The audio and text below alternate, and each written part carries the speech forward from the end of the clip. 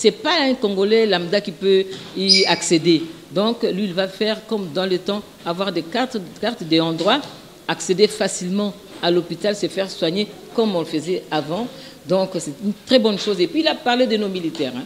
Nos militaires, vous voyez comment ils sont comme des mendiants avec des habits sales, quémandés, sombelanga maï, sombelanga boy. Il a dit, il va s'atteler à ça. Il va reconstruire les camps militaires parce que comme, ils sont comme dans des poulaillers. Une maison à 2 chambres avec 15 personnes dans une même maison. Non, il va voir tout ça. Et puis, il a parlé des écoliers, des études, oui, parce que nous sommes vraiment, je ne sais pas comment expliquer ça.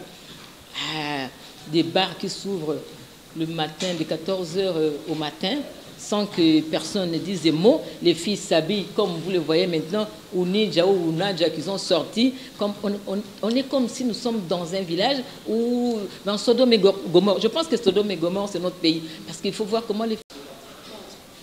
Ok, Maman Dikoko, vous avez suivi avec nous le président de la République, s'est présenté lui-même, et même s'il a accompagné les Sabari à la réunion de la SADC à Nairobi. Mais le président a dit, et il a beaucoup dit, il a remercié le chef de l'État, ses homologues, mais enfin il dit que je ne vous dis pas au revoir, mais je vous dis à bientôt. Comment est-ce que vous pouvez décrypter cette parole? Heureusement qu'il n'a pas dit adieu, mais c'est ce que je lui ai toujours dit. Je lui ai dit, si vous avez confiance aux dialylistes qui sont tout autour de vous, ils vous ont dit qu'ils vous ont aidé, mais vous, par contre, vous avez dit que vous n'avez pas trouvé 15 personnes valables pour vous aider. Écoutez, monsieur le président russe avait fait ça, il est parti, 5 ans, ce n'est pas beaucoup. Si ces gens-là ont confiance en ce qu'ils font, ils reviendront battre campagne pour vous, vous allez redevenir président. Moi, je prends ça comme ça, que dans 5 ans, il va encore battre campagne avec ces dialylistes-là, s'ils seront encore pour lui, parce que ces gens-là, nous savons comment est-ce qu'ils vivent, ils fonctionnent.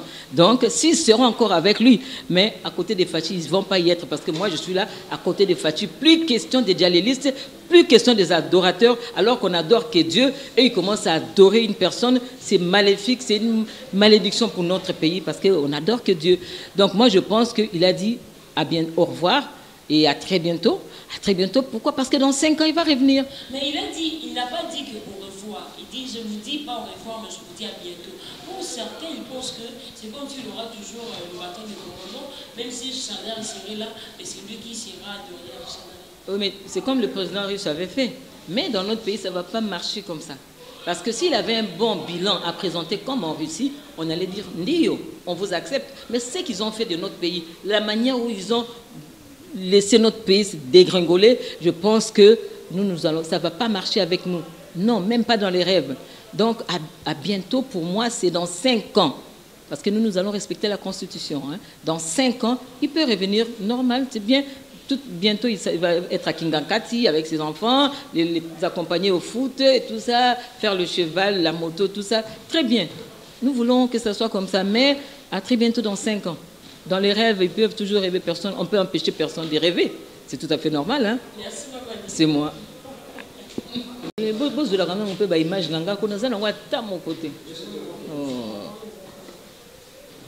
Bonjour, Adi Coco. Bonjour. Vous êtes allié de l'UDPS, on parle des élections. Oui.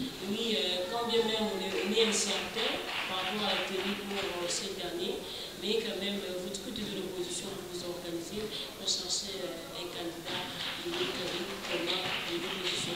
Et il y a certains qui pensent qu'il faudra des critères, expérience, âge, tout ça, des études.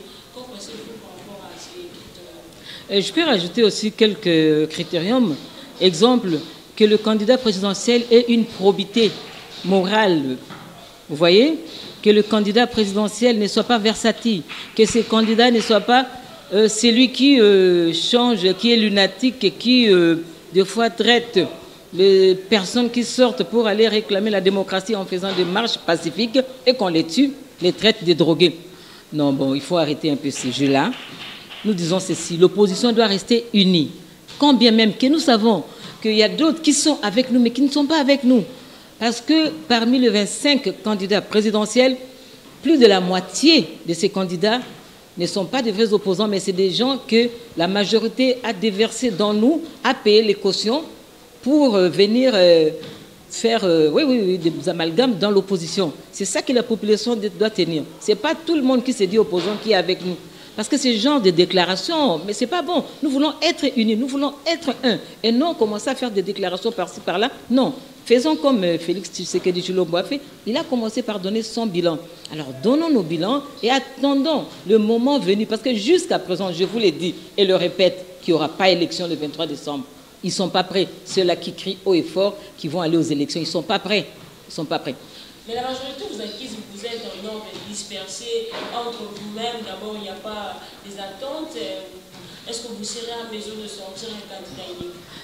Raison pour laquelle je dis, parmi tous les 25 candidats qui sont sortis présidentiels, plus de la moitié ne sont pas des vrais ceux qui se disent opposants. Ils ne sont pas des opposants. C'est la majorité qui a déversé dans nous pour avoir ce genre de déclarations. Oui, il faut que ça soit comme ça, il faut que ça soit comme ça, il faut que Moïse ne revienne pas. C'est ça que entre guillemets, le conglomérat des aventuriers FCC a fait pour qu'on dise que nous ne sommes pas unis. Nous sommes unis, les vrais opposants. Ce que vous entendez dire par-ci, par-là, ceux qui parlent comme ça, ce n'est pas des vrais opposants, c'est les gens que la FCC a préparés pour qu'on montre aux yeux des gens que la majorité n'est pas unie.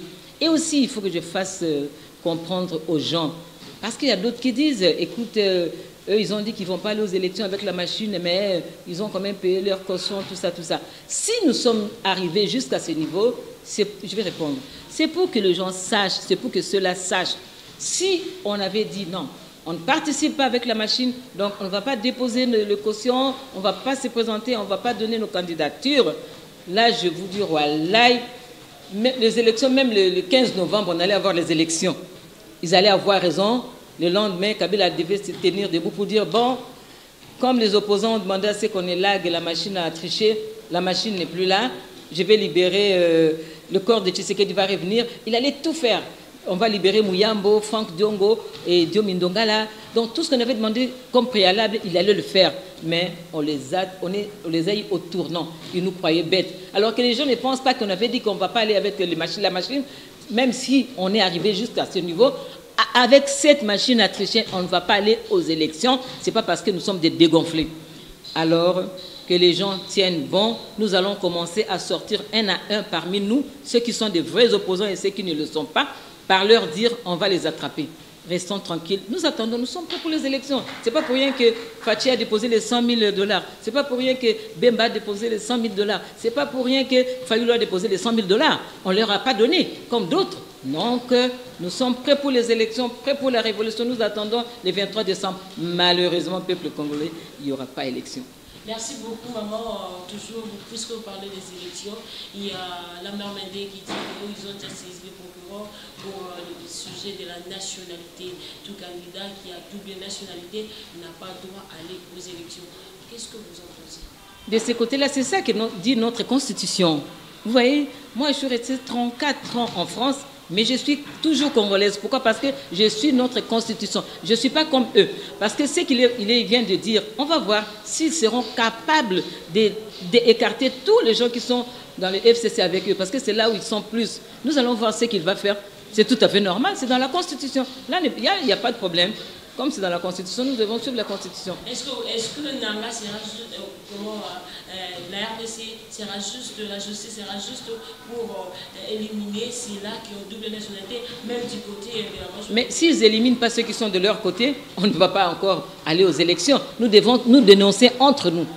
On doit éliminer tout le monde et connaître les vraies nationalités de tout un chacun. Nous nous connaissons, comme disent les Congolais, nous nous connaissons. Donc, qu'il ouvre cette boîte à Pandore et puis on verra là où on va arriver.